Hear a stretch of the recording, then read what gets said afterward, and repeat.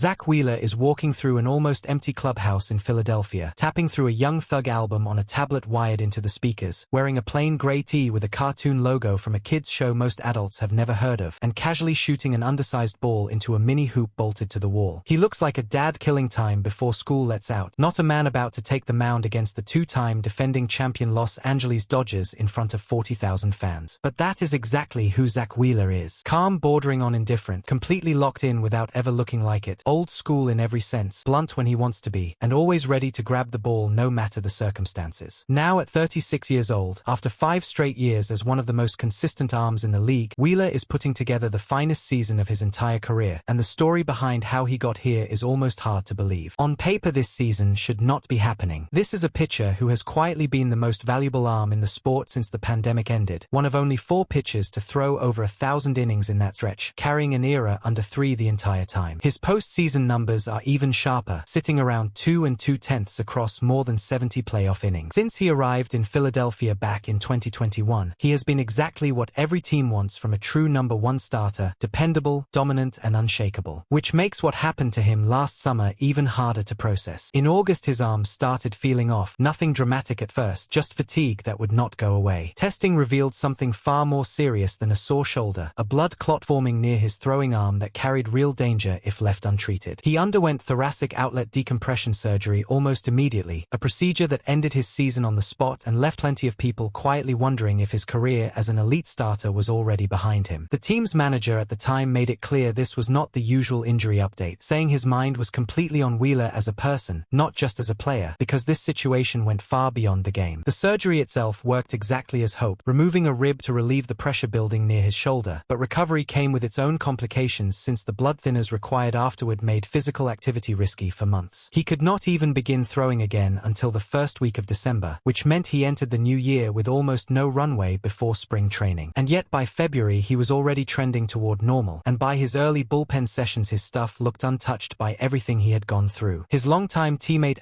Nola remembers watching one of those early spring bullpens and seeing him casually sitting around 91 miles an hour, painting corners like nothing had happened. Nola figured that meant Wheeler would come back and have a solid, typical season. Instead, what he has watched unfold has left him laughing in disbelief, because Wheeler is not just back to form, he is somehow performing better than he ever has in his career. The numbers back up exactly what Nola is seeing. Wheeler is sitting on a career low ERA around 2 1600ths across 100 innings, remarkable considering he did not even make his season debut until late April. He still has not thrown enough innings to officially qualify for league leaderboards, but among National League starters with at least 100 innings, he ranks near the very top in ERA, WHIP, and strikeout-to-walk ratio. A pitcher who entered the year as something of an afterthought in early Cy Young conversations now has a legitimate case to be in the mix when the award is handed out. Right now the frontrunner appears to be a hard-throwing Milwaukee rookie sitting around 105 miles an hour with a strikeout rate near 40%, but his team is expected to manage his workload carefully heading into the postseason, and he has already missed a start and been shut down from the All-Star game due to fatigue. Wheeler trails him by only about 15 innings in total workload, meaning a few skipped or shortened starts down the stretch could level the playing field between them in the eyes of voters. Interestingly, Wheeler's biggest competition might not even come from outside his own clubhouse. His fellow Phillies starter, a left-hander who started this year's All-Star game off the back of an incredible 50-inning scoreless streak, is putting up an ERA in the mid-twos himself and racking up innings at an elite pace. Beyond him, there is no shortage of other arms building strong cases across the National League this season, making it one of the most stacked Cy Young races in recent memory. But Wheeler has made it clear that awards and recognition are not what drives him. That much was obvious when he turned down an invitation to this year's All-Star game after initially being left off the roster entirely. The whole situation, being snubbed and then responding the way he did, captured him perfectly, someone who holds himself to a high standard and is not shy about saying so when he feels overlooked, while also being someone who genuinely does not need external validation to stay even-keeled. He moves through the sport carrying both edges at once, a little irritated by things that bother him and completely unbothered by everything else. He notices the details and will speak up when something feels off, whether that is a scheduling snub or a bad call, but none of it ever seems to bleed into how he actually performs once he takes the mound. A rain delay, a rough infield, a blown call, a brutal travel day, none of it seems to knock him off course. That is part of what makes him such a relaxed presence on the days he is scheduled to pitch. Plenty of elite starters turn into completely different people on start days, guarded, silent, locked into pre-game rituals that nobody dares interrupt. Wheeler is the opposite. He will chat with teammates teammates, coaches, even reporters exactly the way he would on any other afternoon. Sometimes he will wander out of the clubhouse during batting practice still dressed in his regular clothes and just sit on the dugout steps like it is any other day at the ballpark. That same easygoing self-assurance is likely what carried him from a surgical table to the top of the National League pitching leaderboard in under 9 months. In his mind, none of it is really that big of a deal, whether he is racking up strikeouts, facing down the best hitter on the planet, or recovering from having a rib removed from his own body. During his most recent outing against the Dodgers, Wheeler crossed the 100-inning mark for the season. Afterward, when asked whether reaching that number carried any extra weight given everything he had fought through over the past year, his response was almost dismissive. He said he had always expected to come back exactly the way he was before, or even better, adding that he was grateful for how things turned out but that this had simply been his mindset the entire time. And that right there sums up who Zack Wheeler is. A pitcher who survived a genuinely frightening medical scare, rebuilt his body from scratch, and came out the other side performing at a level he has never reached before in his career, all while treating it like it was never really in doubt to begin with.